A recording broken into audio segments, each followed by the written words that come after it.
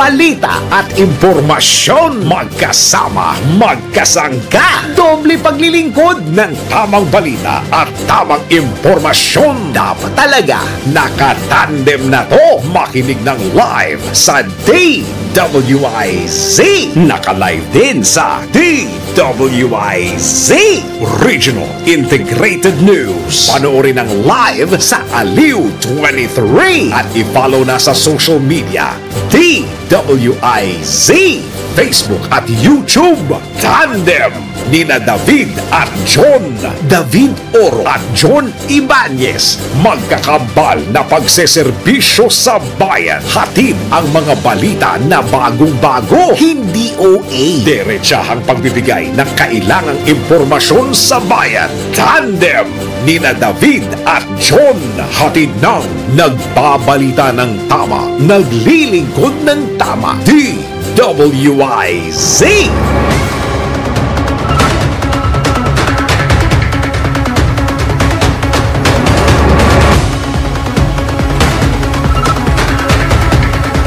Narito na ang headline sa inyong nag-iisang tandem ngayong araw ng Martes, 20 sa buwan ng Pebrero 2024. Tandem! 100 peso legislated wage hike bill. Aprobado na sa Senado, Kamara, hinamon na tapatan ang nasabing panukala. Tandem! Sinasabing kudeta laban kay Senate President Juan Miguel Zubiri, sinupalpal ng mga senador. Tandem! Matapos isnabi ng mga pagdinig, Pastor Kibuloy ipinasabina na ng Senado at Kamara. Tandem! Pagkalat ng posibleng mga sakit dulot ng El Nino, ibinabala. Tandem! Siyam patay sa bakbakan ng militar at Mauti Group sa Lanao del Norte. Tandem! Sa balitang pangkalakalan, inflation sa bansa mananatiling mababa hanggang 2026 ayon sa mga ekonomista. Tandem! Balita sa ibayong dagat, 64 katao minasaker sa tribal war sa Papua New Guinea. Tandem! Sa showbiz, Mami Divine, Sara Geronimo Guidicelli, pati na nga ba? Tandem! At sa balitang pampalakasan ng tabayanan ng report ni Anthony Suntay. Tandem! Nina David at John. David Oro at John Ibanez. Magkakambal na pagseserbisyo sa bayan. Tandem!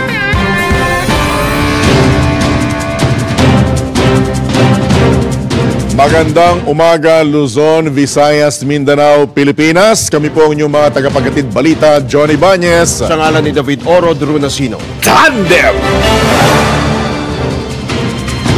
At ngayon, sa detalye ng mga nagbabagang balita, lusot na sa ikatlo tuling pagbasa ang Senate Bill 2534 o ang panukalang dagdag na 100 pisong arawang minimum na sahod ng mga manggagawa at empleyado sa pribadong sektor sa buong bansa.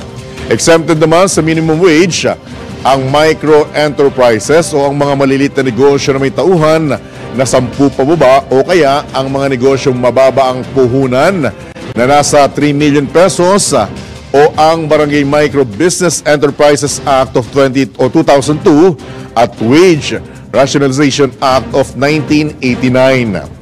Lininaw naman ng Senado na hindi kabilang ang mga empleyadong may managerial post sa kanilang isinusulong na 100 pesos wage hike. At sa panayam ng DWIC, sinabi ni Senator Jinggoy Estrada na isinusulong ang nasabing bill dahil nakukulangan sila sa ipinatupad na noong nakaraang taon na 40 pesos wage increase sa Metro Manila.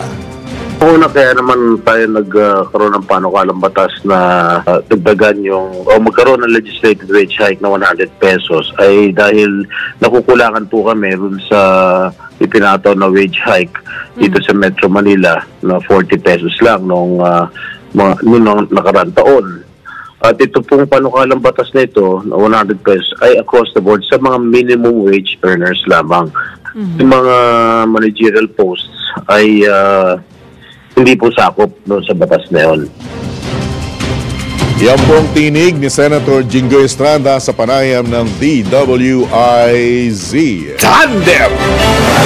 Okay pa rin yan, Kamara hinimok namang magpasa ng 100 peso legislated wage hike bill para sa mga manggagawa sa pribadong sektor. Pag-uulat buhat kay Patrol 19, Shelly Ortega Bueno. Nanawagan si Senate President Juan Miguel Zubiri sa Kamara de Representantes na aksyonan na din ang wage increase bill bilang pagtugon sa panawagan ng labor sector. Ginawa ni Senate President Zubiri ang panawagan matapos na makapasa na sa Senado sa third and final reading ang 100 peso daily minimum wage increase bill. Gate ni Zubiri, ang kasalukuyang sahod ng mga manggagawa ay hindi sapat para matugunan ang kanilang pang-araw-araw na gastusin. Sa Indonesia at Malaysia, itinaas na niya sa 700 hanggang 785 pesos ang daily minimum wage. Iginit naman ni Senator Bong Revilla Jr. na sa wakas sa tagal ng paghihintay, tapos na ang laban dito sa Senado para sa dagdag sahod sa mga manggagawa sa pribadong sektor. Maliwanag anya na laging makakahanap ng kakampi sa Senado ang ating mga manggagawa upang isulong ang kanilang mga karapatan, ipaglaban ang kanilang kapakanan at itaguyod ang kanilang kinabukasan. Nangako si Revilla na patuloy na ipaglalaban ang patas na trato at disenteng kondisyon sa trabaho at makataong sahod para sa mga obrero. Ginit naman ni Senate Majority Leader Joel Villanueva na batay sa pag-aaral, ang ipinasa nilang legislated wage hike ay napakaliit lang ang magiging epekto sa inflation at mababa ang posibilidad na maging sanhito para may mga mawala ng trabaho. Meron din anyang sapat na safeguards at fiscal relief para matiyak ng mga MSMEs, partikular ang micro-enterprises, ay hindi maapektuhan ng wage hike. Ito sa Patrol 19, Shelly Ortega Bueno para sa DWIZ, nagbabalita ng tama, naglilingkod ng tama. Kapag may bagong balita, naka-on air, agad-agad, DWIZ Patrol Report. Samantala, mariing pinabulaanan ng mga senador ang kumakalat na balitang pagpapatalsik sa pwesto kay Senate President Juan Miguel Zubiri. Ito'y matapos ang sinasabing pangunguna nito sa pagtutol sa kontrobersyal na charter change o CHA-CHA. Ayon kay Senator Grace Poe, walang katotohanan ang naturang impormasyon dahil wala silang plano sa Senado na palitan si Senate President Zubiri. Ayon naman kay Senator J.V. Ejercito, maaaring isang divide and conquer strategy lamang ito ng Kongreso dahil sa pagtutol nila sa itinutulak na People's Initiative. Kung kaya't maging si Senate President Pro Tempore Loren Legarda, full support din sa liderato ni Senator Zubiri. Samantala, tiwala naman si Senate Majority Leader Joel Villanueva at Senator Nancy Binay na isa lamang itong pang-iintriga at strategy upang guluhin ang kanilang hanay. Tandem! Naniniwala naman si Senate President Juan Miguel Zubiri na bahagi lamang ng hakbang na siraan ng Senado ang lumutang na alingas-ngas na pagpapatalsik sa kanya sa pwesto. Ayon kay Senador Zubiri, nakatuon lang ang atensyon ng mga senador sa kanilang trabaho. Idinagdag pa ng Senate President na nakipag-usap na rin siya sa mga kapwa-senador at kanilang binigyang diin na wala silang alam hinggil sa nabanggit na alingas-ngas. Iginit pa ni Senate President Zubiri na nagsisilbi siya para sa ikasisiya ng kanyang mga kasamahan sa Senado. Tandem!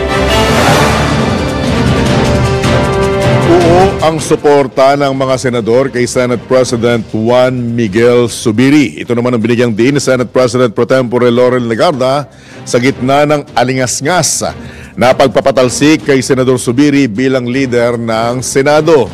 Ayon kay Senator Legarda, walang magaganap na palitan sa liderato ng mataas na kapulungan ng Kongreso at matatandang lumutang ang balitang mayroong resolusyon na layong palitan si Senator Zubiri bilang Senate President. There is no leadership change as far as I know, and we have our full support behind the leadership of Senate President Miguel Zubiri. Kayo in fact, I will ask you, saan ang galing yun? Kasi magsabi. Saan nga ba nangyari? Nagulat din ako, di ba? Baka naman may galing sa... Feeling ko nasingitan sila ng Marites. Malamang. Di ba? May mga hidden agenda. Di ba sa Kamara din may nag-marites din? Natatandaan mo? Correct. At dumating din sa puntong bago magsimula ang kanilang sesyon, ay nag-aagawan sila. Nagkapalitan. Di ba? Yung ano tawag doon sa nasa harapan na yun, yung pinaka-official na kumbagay official na magbasasabi na in official session na ang Kongreso. At lalo kapag malapit ng magsona. Ay, syempre. Yan po mga katandem, ang tinig ni Senate President Pro Tempore Loren Legarda na may malaking katanungan. Tandem! Naniniwala naman si Senator J.V. The Good One, Ejercito, na posibleng galing, ito na yung binabanggit natin, na posibleng galing sa Kamara ang biglang paglutang ng isyu na magkakaroon umano ng kudeta sa liderato ni Senate President Juan Miguel Zubiri upang mahati ang Senado. Hinala rin ni Senador Ejercito na may kinalaman sa kontrobersyal na People's Initiative ang issue ng di umano'y pagpapalit ng liderato sa mataas na kapulungan. Sa ngayon anya ay mahirap palitan si Zubiri at wala silang nakikitang posibleng humalili sa kanyang posisyon.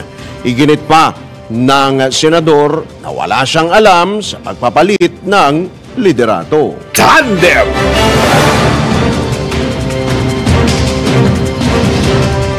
Ipinagtanggol naman ni House Deputy Speaker Tony Pet Albano ang araw-araw na press conference sa Kamara sa gitna ng isinusulong na charter change. Welta ni Congressman Albano, hindi nito layunin na banatan ang sinuman o anumang institusyon na kanyang iginiit na walang karapatan ng sinuman na questionin o ipatigil ito. Binigyan din pa ng kongresista na hindi nila ginagawa ang arawang press conference para magpakalat ng maling balita o fake news sa publiko. Gayunman, aminado si Congressman Albano na may pagkakataon na kinakailangang depensahan ng mga kongresista ang integridad ng Kamara bilang isang institusyon at itama ang mga anyay kasinungalingan. Tandem! Inihay naman ni House Majority Leader Manix Delipe, Senior Deputy Speaker Aurelio Don Gonzales Jr. at Deputy Speaker David J.J. Suarez ang resolution of both Houses number 7. Layunin nitong amyendahan ang tatlong economic provisions ng 1987 Constitution, partikular na ang Sections 12, 14 at 16. Ayon kay Congressman Suarez, ipinapakita lamang nito na suportado nila ang Senado sa planong amyenda ng saligang batas. Para naman kay Congressman Robert Ace Barbers, paraan din ito upang maalis ang agam-agam na nais nilang baguhin ang political provisions ng 1987 Constitution. Tandem! Sa oras na 17 minuto na makalipas ang ika-6 ng umaga, wala pang bumabawi ng lagda sa People's Initiative para may sulong ang charter change sa Commission on Elections. Ito naman ang kinumpirma mismo ni COMELEC Chairman George Garcia sa kabila ng paglabas nila ng withdrawal forms hinggil sa issue ng Chacha. Ayon kay Chairman Garcia, hindi kinakailangan na ilahad ng mga babawi ng lagda ang kanilang rason kaugnay rito. Dagdag pa ni Chairman Garcia na walang available o mayroong mga withdrawal forms ang lahat ng tanggapan ng COMELEC sa buong kapuluan. Tandem! Kinalampag naman ng ilang miyembro ng grupong Kontradaya ang tanggapan ng Commission on Elections sa Intramuros, Maynila kahapon. Tuyo pang ipanawagan na resolbahin ang umano'y dayaan noong 2022 elections at isagawa ang recount na una na ring iminungkahi ni dating DICT Acting Secretary Eliseo Rio Jr. Hiniling din ng grupo sa poll body na wag nang bigyang pansin ang People's Initiative na nila'y panloloko lamang upang isulong ang pag-amyenda sa saligang batas. Bukod dito, dismayado rin ang Kontradaya sa resulta ng unang bidding para sa 2025 midterm elections, tanging nilahukan ng umano'y questionableng technology provider na Miro Systems mula South Korea. Tandem! Sa iba pang tampok na balita sa inyong nag-iisang tandem, pinasabpina na ng Senado si Pastor Apollo Kibuloy upang maobligay itong humarap sa pagdinig hinggil sa mga reklamo ng pang-aabuso ng ilang mga miyembro ng Kingdom of Jesus Christ. Ito'y matapos lagdaan mismo ni Senate President Juan Miguel Zubiri ang sabina ng Senate Committee on Women, Children, Family Relations, and Gender Equality.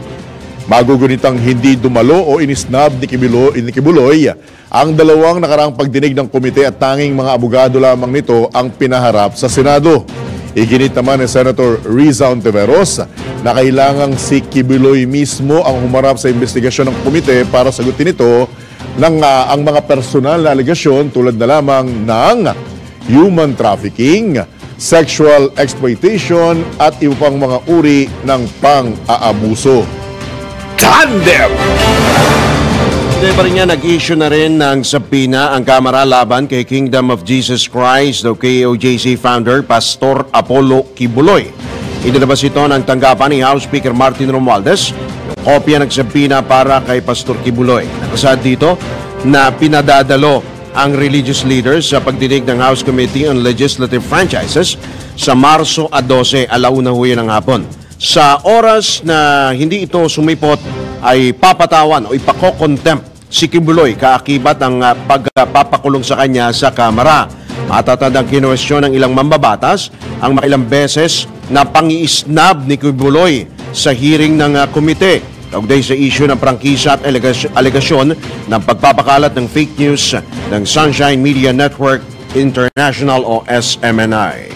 Tandem!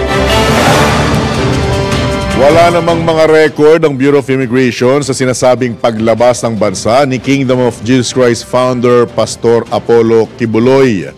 Sa pagdinig ng Senate Committee on Women na pinamumunuan ni Senator Riza Ontiveros, sinabi ni Attorney Arvin Cesar Santos, hepe ng Legal Division ng Immigration Bureau, na batay sa kanilang record, nasa bansa pa rin si Kibuloy. Ayon sa BI official, ang huling flight ng pastor ay noon pang 2023 at dumating ito sa bansa noong July 2022 ng nakalipas na taon. Ibig sabihin lamang anya, hanggang ngayon, nasa Pilipinas pa rin si Kibuloy at wala pa itong record na nakaalis o nakapuslit na palabas ng bansa.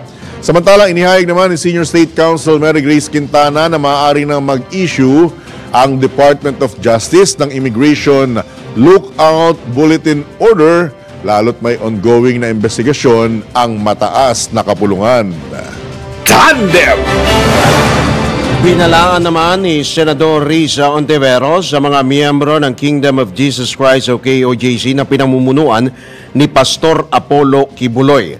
Ayon kay Senador Ontiveros, may mga miyembro kasi ng religious group ang mistulang inutusan na makipag-ugnayan sa kanyang tanggapan upang magkunwaring testigo. Pero ang katunayan ay pagmumukhaing walang silbi ang pagdinig ng Senado.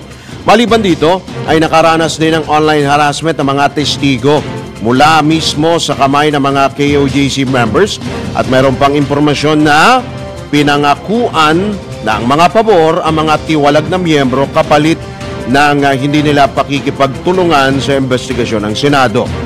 Babala naman ang mambabatas sa mga nagnanais na sirain at pahinain ang kanilang investigasyon na wag nang linlangin o wag lilinlangin ang mataas na kapulungan dahil hindi sila basta-basta maloloko. Tandem!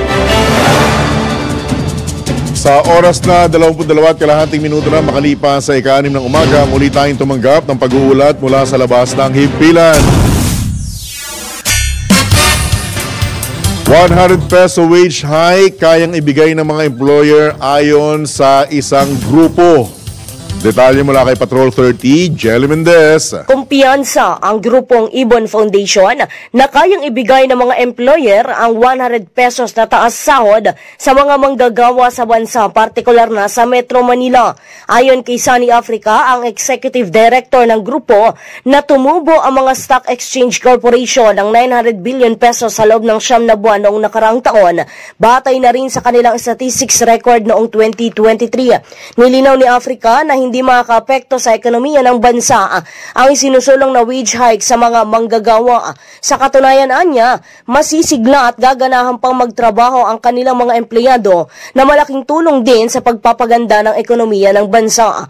Bukod pa dito ay mabibili ng mga mayayaman ang gusto nilang bilhin batay na rin sa kanilang pangangailangan. Iginit pa ni Africa na wala ding kinalaman ang wage hike sa inflation dahil ang taas sahod ay hindi magdudulot ng taas singil sa presyo ng mga bilihin sa merkado.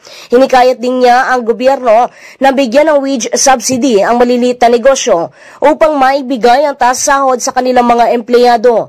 Naniniwala si Africa na ang micro, small and medium enterprises ang may pinakamaraming bilang ng mga manggagawa sa bansa kaya dapat nang maaprubahan ang dagdag sahod. Ito si Patrol 30 Jelemendes nag-uulat para sa impilang may todong lakas sa DWIZ. Nagbabalita ng tama, naglilingkod ng tama. Tandem! Estado naman ng employment sa bansa hindi pa rin umano nakababalik sa pre-pandemic level. Pag-ulat naman buhat kay Patrol 13 Gilbert Perdes. Naniniwala ang National Anti-Poverty Commission o NAPC na hindi pa rin bumabalik sa pre-pandemic level ang sitwasyon ng employment sa bansa kahit na mayroon ng tuloy-tuloy na pagtaas ng employment rate at pagbaba ng bilang ng mga walang trabaho sa bansa. Sa bagong Pilipinas ngayon, inihayag ni Danilo Lacerna ng formal labor sector na ang pagdami raw ng bilang ng mga may trabaho ay dulot lamang ng mga seasonal factors. Tinukoy niya ang mga pangyayari tulad ng mataas na demand sa mga manggagawa sa mga sektor ng serbisyo, hotel at turismo lalo na noong panahon ng Pasko. Gayunman, sinabi nila Serna na hindi pa rin sapat ang pag-angat ng bilang ng mga nagtatrabaho upang mabawi ang bilang ng mga nawalan ng trabaho noong panahon ng krisis o pandemya. Anya, mahalagang habulin pa rin ang mga nawawalan ng kabuhayan upang makabangon muli sa gitna ng patuloy na hamon ng ekonomiya ng bansa. Sa kabila nito, ibinahagi din ng opisyal na unti-unti nang sumisigla ang tinatawag na formal labor sector at patuloy na nagbubukas sa mga negosyo lalo na sa mga sektor ng serbisyo at manufacturing. Patrol 13 Gilbert Perdes para sa himpilang may todong lakas sa DWIZ, nagbabalita ng tama, naglilingkod ng tama. Kapag may bagong balita, naka-on air, agad-agad, DWIZ Patrol Report. Nina David at John David Oro at John Ibanez, magkakambal na pagseserbisyo sa bayan. Tandem!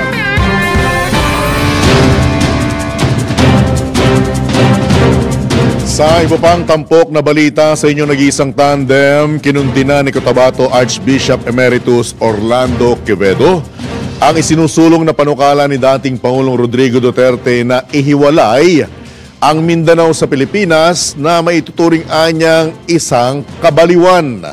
Sa isang kolum sa CBCP News na may petsang February 17, sinabi ng Arsobispo ang mariing pagtutol sa panukala ng dating Pangulo. Naniniwala si Archbishop Quevedo na ang pagpreserba sa bansa bilang isa ang pinakamainam para sa interes ng lahat ng Pilipino. Ang mga nakalipas anyang pangyayari ay taliwas sa argumento sa hinihinging kasaninlan ng Mindanao. Kung ang pangunahing isyu anya sa paghiwalay ay kaugnay sa pag-unlad ng ekonomiya, sinabi ng Arsobispo na dapat sana'y tinugunan nito ni Pangulong Duterte at ng iba pang opisyal na mula mismo sa Mindanao. Idinagdag pa ni Archbishop Quevedo na bagamat wala pang inilalabas sa opisyal na pahayag ang mga obispo ng Mindanao kaugnay sa issue, kumpiyansa siyang kapareho rin ng kanyang pananaw, ang pananaw ng mga kapatid sa nasabing rehiyon. Tandem! Sa iba pang paksa ng mga balita, nagbabala ang El Nino Task Force sa publiko laban sa mga sakit na posibleng idulot ng tagtuyot sa bansa.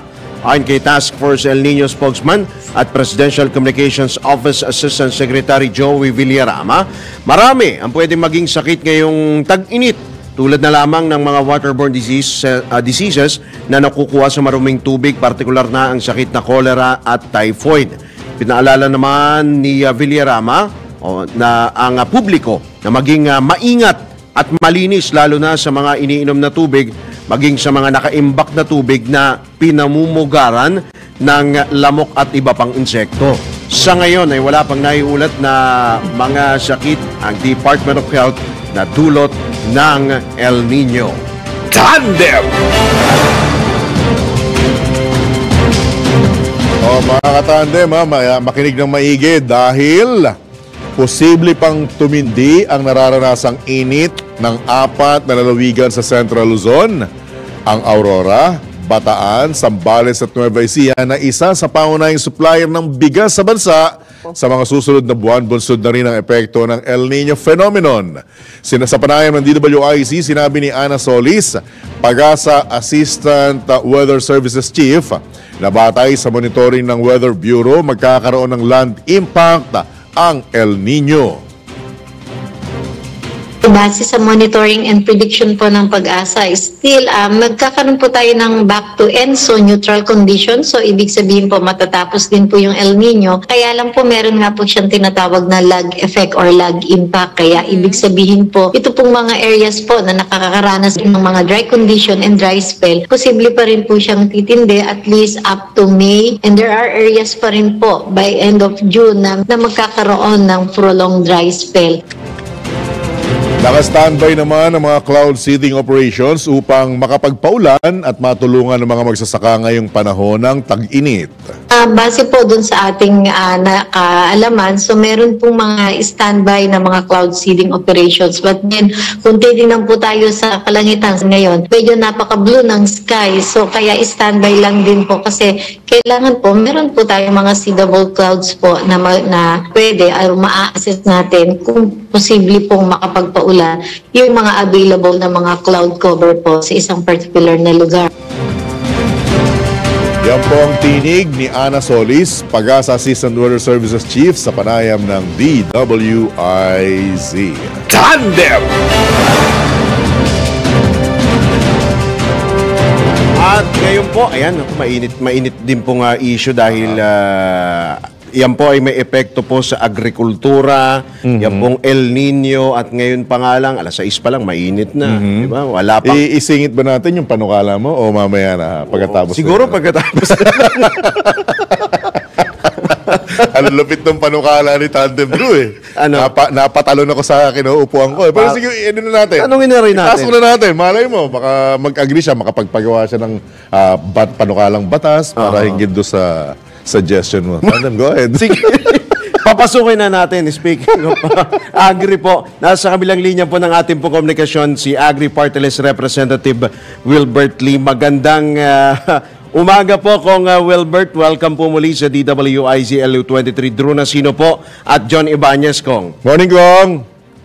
Good morning, Drew. Good morning, John. Good morning po sa ating pong mga nanonood at nakikinig ngayong umaga. Magandang umaga po sa inyong lahat.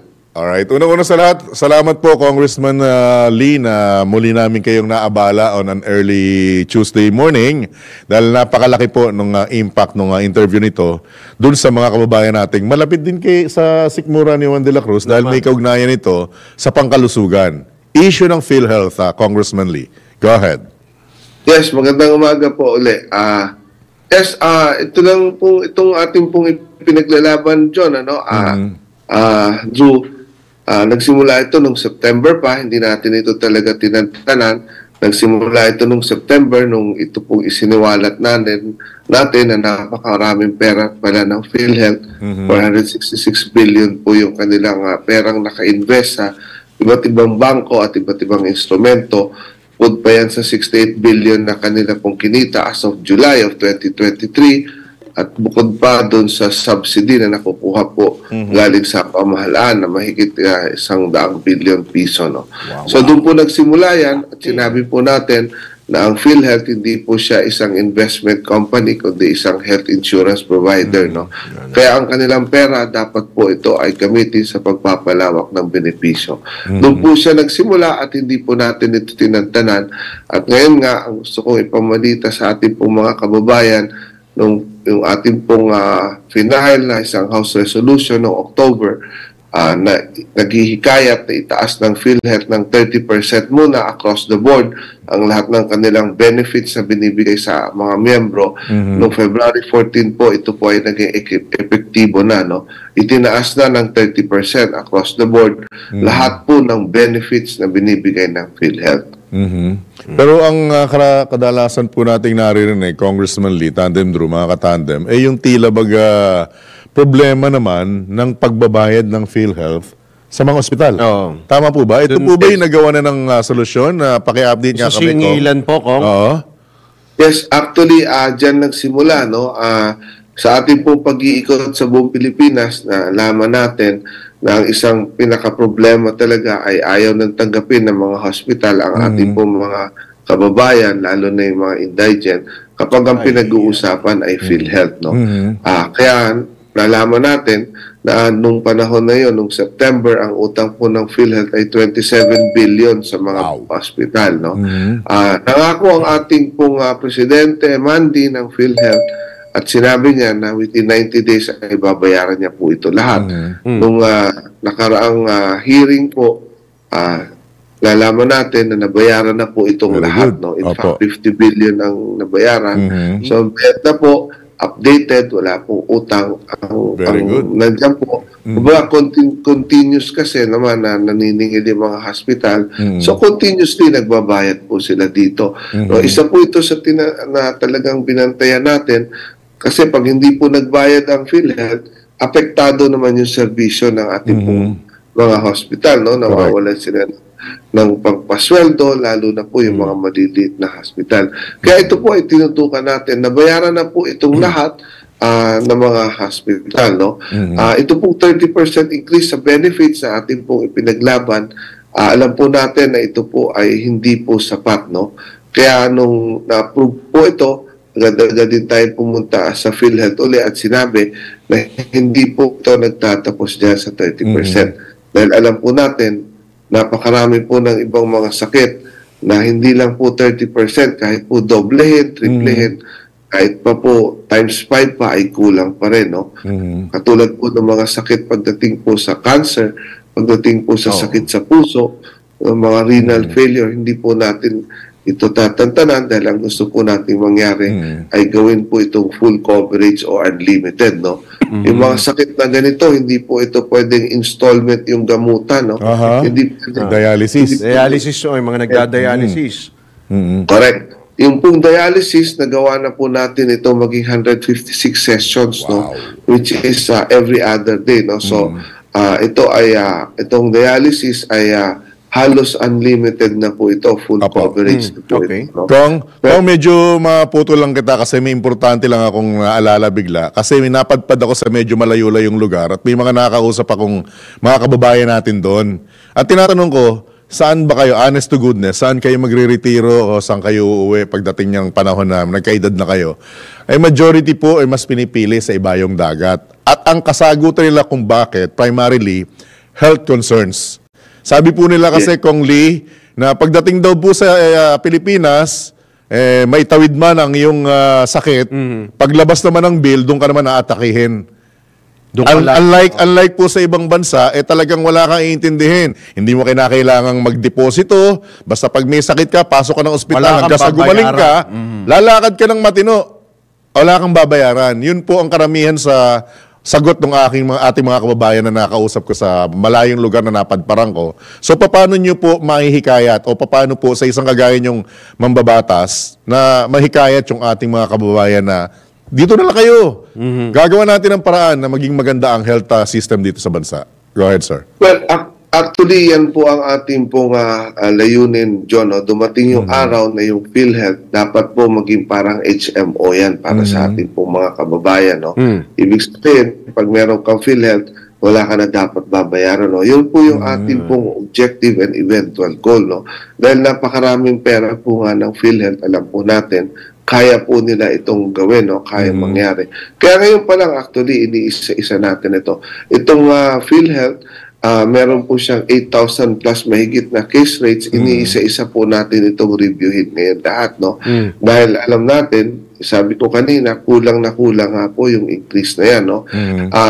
Ito pong mga sakit na na karamihan, alam po natin, hindi po ito kasya na 30%. So, iniisa-isa natin ito. Hindi lang po ito mga sakit, kahit po itong mga iba pong deductible, no? Like itong ibang case rates, like yung mga deductions pagdating po sa kwarto, pagdating po sa mga iba't ibang diagnostic and laboratory test. Yes, iniisa-isa po natin ito. At yun na nga, ang sabi ko, gusto natin na pag dumating po yung araw na yung PhilHealth, para po itong HMO, no? Wala na pong dapat babayaran pag ikaw po ay na-hospital gamit ang PhilHealth, no? Alam po natin yan, John, no? Drew, ang pangamba po ng ating mga kababayan, ang takot nila, yun na nga, pagdating ng araw, or ngayon pa lang nga, ang talagang pinakatakot at pinakapangamba ng ating mga kababayan ay yung pong pag nagkasakit, wala silang perang pambili ng gamot, pambayad sa hospital, apektado po yung kita nila, nauubos yung ipon, nababaon pa sa utang. No? Lahat po ng ating kababayan, actually, sa aking pag-iikot, yan po yung talagang kanilang pangamba. No? Kaya ginagawa natin ang pangaparaan, no? Isa na nga po itong PhilHealth na tingin natin malaking bagay na makakabawas kung hindi man totally po mawawala. Sa ngayon, yung kanilang pangamba at takot pagdating po sa pagkakasakit. No? Ang isang nalaman natin dyan, John, no? Kaya napakalaki ng out-of-pocket expenses ng ating mga kababayan kahit po may PhilHealth, ay dahil nga po yung case rates ng PhilHealth ay hindi pa po na-adjust simula nung 13 years ago. No? At bukod dyan, pag dumating ka sa hospital, kahit na po pinapatupad yung no balance billing, yung pong wala ka dapat babayaran pag ikaw ay nasa ward, hindi po nangyayari dahil pagdating mo naman sa hospital, ang sasabihin sa iyo ay wala pong gamot na available. No? Kailangan sarili kang bumili sa labas. So yan po yung nangyayari. Kaya tayo nga po ay mayroong final na panukala patungkol naman po sa Free Medicine Act. No? Ang layunin po nito, pag walang hospitals, walang gamot sa mga hospital, mag-i-issue po ng guarantee letter yung hospital o ang DOH, at ito pong guarantee letter, dapat po ito tanggapin ng mga pribadong pharmacy, no? Mga pribadong drugstore. No? At itong tinanggap nilang guarantee letter, magagamit po nila ito pang offset o pambayad naman doon sa mga buwis na kailangan nilang bayaran buwan-buwan. Kung speaking of dun sa aside from sa benefit packages po, nabanggit din ho ba sa inyo pong pagdinig kung gaano na ho ba karami, gaano na ho ba kalawak, kalaki ang mga miyembro ng PhilHealth nationwide? Kasi kung di ako nagkakamali, may target yan na i-cover lahat ng Pilipino. Importante ho kasi na ma-cover po lahat ng PhilHealth, mga Pilipino, of course, para po magkaroon din po sila ng access po sa libreng gamot, libreng pagpapa-ospital. Lahat ho ba na-cover na ho? Ano ho ba ang status ho doon po sa target po na yun, Kong Lee? Tama kayo, Drew, no? Under our Universal Healthcare Law, dapat po lahat ay member, no? Pero napakarami pa po nung hindi po membro, no? Lalo na po doon sa informal sectors at ating pong mga kababayan na tinatawag nating indigent, no? Napakarami pa. Wala ako nung eksaktong number, Drew, no? Pero ang aking pong pagkakaalam ay nasa mga 60% or even less pa lang, no, yung ating pong mga nako-cover na member, no. Kaya patuloy po talaga tayong actually, no, na actively na naghihikayat, no, sa ating pag-iikot. Sinasabi natin na magpamiyembro na at libre naman po, no, lalo na yung tungkol sa mga informal sectors na tinatawag natin. Apo. Kong, marami po dapat tayong pag-usapan, kaya lang medyo kinakapos na kami ng oras, pero kami po yung umaasa na sa mga susunod na pagkakataon muli namin kayong makakapanayam. Kong. Yes, maraming salamat, John. Maraming salamat, Drew. Nandito lang po kami, no, patuloy nating hinahanapan ng solusyon yung mga problema patungkol po sa tiyak na trabaho, sapat na kita, sapat na pagkain, at higit sa lahat, mawala po yung pangamba pagdating po sa usapin tungkol po sa pagkakasakit at kalusugan. Sama-sama po tayo, Drew and John, no? Tahakin natin ang isang landas tungo sa isang lipunan na kung saan winner tayo lahat. Bukas po ang aming tanggapan 24/7.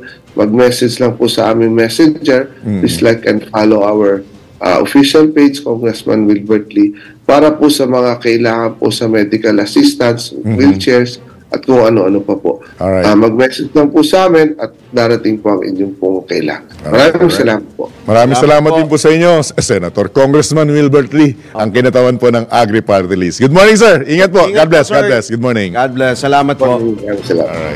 Alright. Sorry. Hindi ko tuloy na. Pero in fairness, sa dinami-rami ng pinagkakadulasan nitong programang ito, majority nagkakatotoo, ha? Ha? Alam mo na. Parang ayaw mo. Importante. Kaya siguro sabi ng iba, sige lang, madulas lang kayo. Nina David at John. David Oro at John Ibanez. Magkakambal na pagseserbisyo sa bayan. Tandem. Tanggap tayo ng ilang pa mga pag-ulat mula sa labas ng impilan. Bureau of Immigration dumepensa sa kumakalat sa social media na mahabang pila ng mga pasero sa NAIA Terminal 1. Ay detalye buot kay Patrol 5 Aya Yupanco. Dumepensa ang Bureau of Immigration o BI sa isang social media post na mahaba ang pila ng mga counters ng BI sa NAIA Terminal 1. Ayon kay Immigration Commissioner Norman Tansinco, 8 flight na magkakasunod ang dumating sa mga oras na iyon at halos 1,800 na pasahero ang kanilang prinoseso. Tumagal lamang ng 40 minutos ang pila para maubos ang pasahero sa queuing area ng NAIA Terminal 1 dahil bukas niya ang lahat ng counters sa Terminal 1 arrival area. Humingi ng pangunawa si Tansinco sa publiko sa mahabang pila kasabay ng mga high passenger load flights galing ng Vancouver at San Francisco at Los Angeles. Nakalimitang punuan ang mga eroplano ng pasahero pag dumating sa bansa. Kalimitan dumarating ang naturang mga flight alas 6 ng umaga, subalit bago pa man mag-alas 7 ng umaga ay naubos na ang pila. Ito is Patrol number 5. Ayaw pa ako para sa Method ng Lakas, DWIC. Nababalita ng tama, naglilingkod ng tama. Tandem! Samantala, mga pribadong motorista nangunguna pa ring pasaway sa EDSA Busway.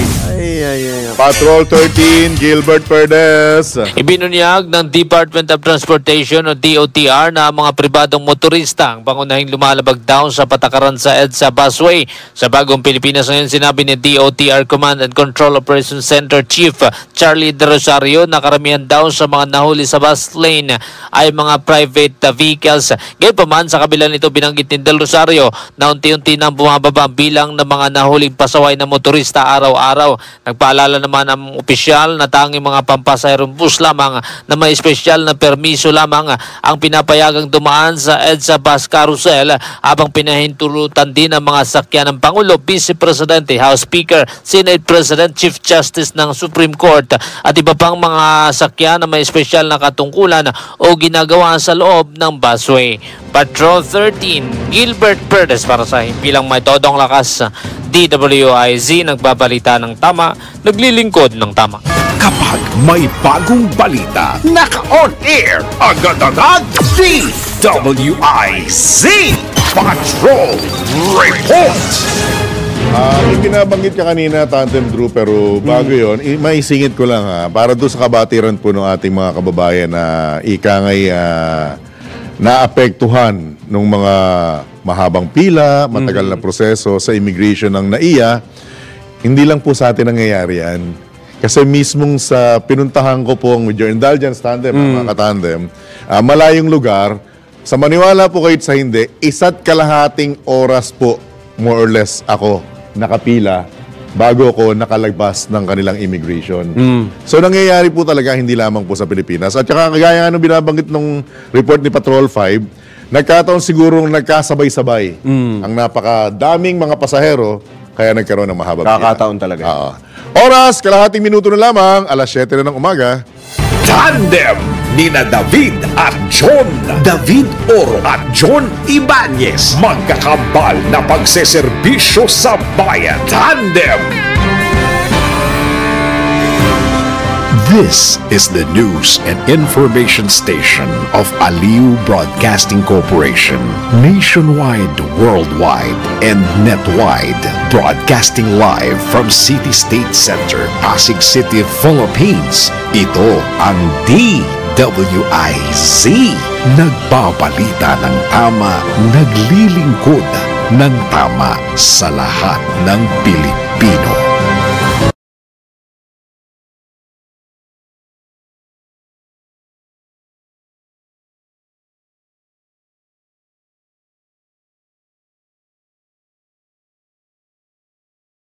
At sa oras pong alas 7 na ng umaga, narito po ang happy reminder mula sa aming nag-iisang boss, D. Edgard A. Cabangan. Your smile is your logo. Your personality is your business card. How you leave others feeling after an experience with you becomes your trademark. Think good, thank God, thank God. Have a great day ahead and God bless you. Yan po ang napakasimple pero napakagandang happy reminder mula po sa aming nag-iisang boss, D. Edgard A. Cabangan ng Aliu Broadcasting Corporation.